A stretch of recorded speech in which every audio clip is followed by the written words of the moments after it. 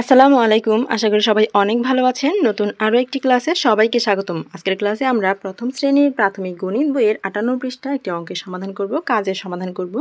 দেখো এখানে কাজটিতে লেখা আছে মিঠুর 12টি পেন্সিল ছিল, বাবা তাকে আরও 4টি পেন্সিল দিলেন, মিঠুর কতটি পেন্সিল হলো? তাহলে এখানে মিঠু আর তার বাবার কথা বলা হয়েছে। মিঠুর কাছে 12টি পেন্সিল ছিল। দেখো এখানে একটি ছবির মাধ্যমেও দেখানো হয়েছে যে মিঠুর এই পেন্সিলগুলো ছিল। তারপর তার বাবা আরও তাকে 4টি পেন্সিল দিয়েছেন।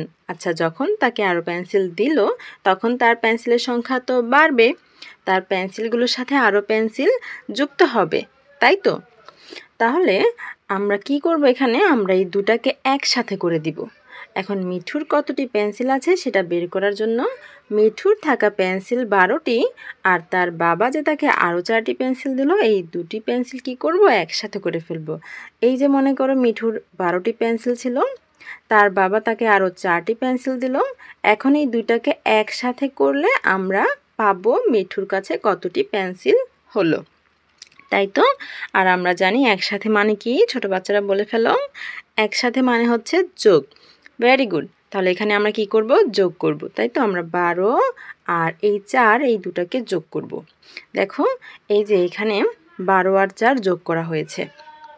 দেখো তো 12 আর 4 যোগ করলে কত হবে? প্রথমে আমরা এককের ঘরে কত দেখতে পাচ্ছি, 12 এর এককের ঘরে আছে 2 আর 4 এর এককের ঘরে আছে 4। তাহলে 2 আর 4 যোগ করলে কত হয় বলো তো? 2 আর 4 আমরা যোগ করি, 4 আর 2 কত হবে? আচ্ছা, 2 এর জন্য 1 2 দুইটা দাগ দিলাম, 4 এর জন্য 1 2 3 4 চারটা দাগ দিলাম। এবার আমরা একসাথে একটু গণনা করে ফেলি তো। 1 2 3 4 5 6 কয়টি হলো? 6টি। তার মানে 2 আর 4 যোগ করলে কত হবে? 6। তাহলে আমরা এখানে লিখলাম 6। এরপর কত আছে এখানে দেখো, দশকের ঘরে আছে 1 আর 4-এর এখানে দশকের ঘরে কিছু আছে? নেই। তাহলে আমরা এই দশকের ঘরে 1 এইখানে দশকের ঘরে লিখে দিব। ঠিক আছে, তাহলে আমরা দশকের ঘরে 1 লিখে দিলাম। এখন আমাদের যোগফল কত হলো? 1 10 6 16। যোগফল কত হলো আমাদের? 16। শিক্ষার্থীরা দেখো, আমরা কিন্তু খুব সুন্দরভাবে এই প্রশ্নটির সমাধান করে ফেলেছি। এটা যোগ করতে হবে সেটা বুঝে আমরা দুটি সংখ্যাকে যোগ করে ফেলেছি।